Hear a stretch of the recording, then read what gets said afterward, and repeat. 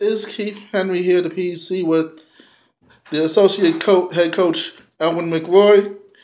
Tonight, another successful win at home, 83-75 over Delaware State.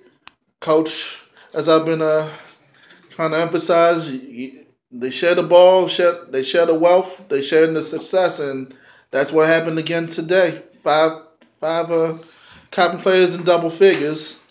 I mean, anytime you can have 19 assists, obviously sharing the ball well.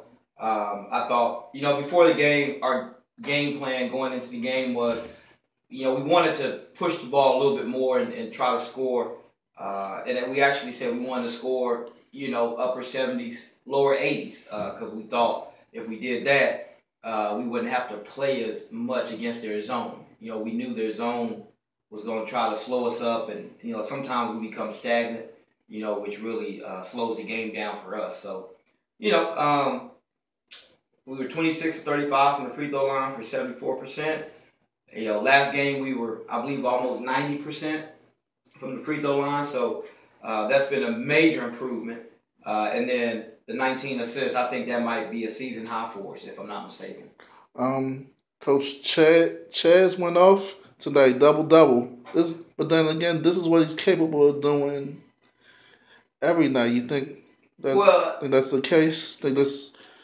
It is what he's capable of doing. But we're still trying to help him understand that every night's not going to be a double night. Every night, every game is different, and a lot of times he may need to be the decoy because he attracts so much attention.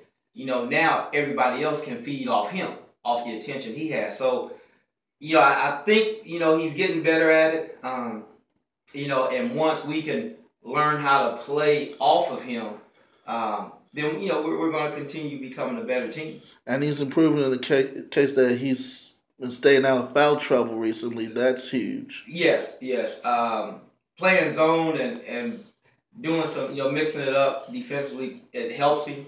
I know we've talked about doing some other things that we're, going to be working on here before the road trip to South Carolina this week that will also help him stay out of foul trouble. So, it's big, because Chaz, he changes the game for us, not just from a scoring standpoint, but just because he attracts so much attention. And that helps everybody else, helps your shooters get open shots. It helps, Terry be able to, hit that high post shot and crash the rebound, crash the boards to get the rebound. So he's a huge asset when we're playing the right way and he's not in foul trouble.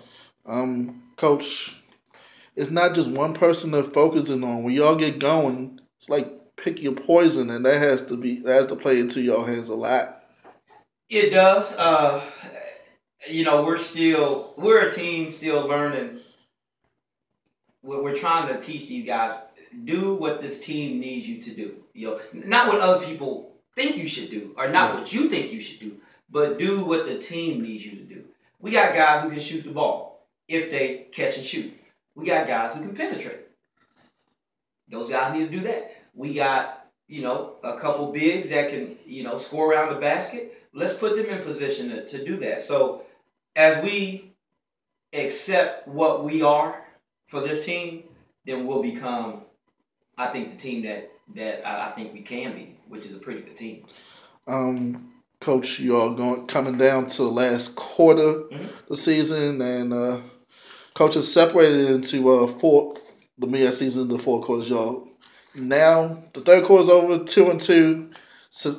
Rather successful is something y'all looking for. You're always looking for a 3-1 or something like that, but 2-2 can't be too bad, especially coming off a tough end of that losing streak a couple days ago and starting to get things going again. Yeah.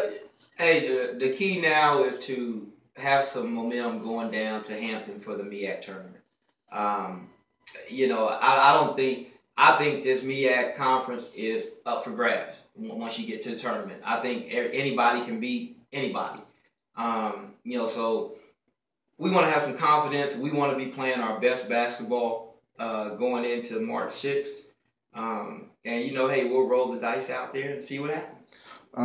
next, like I said, y'all hit the road for 3 straight. But I know y'all concentrate on one game at a time. So South Carolina State, very very tough place to play. But you all played them before. Yeah, they'll be a different team than when we played them the first game of the conference season. People don't realize, it's a 9-10 hour bus ride.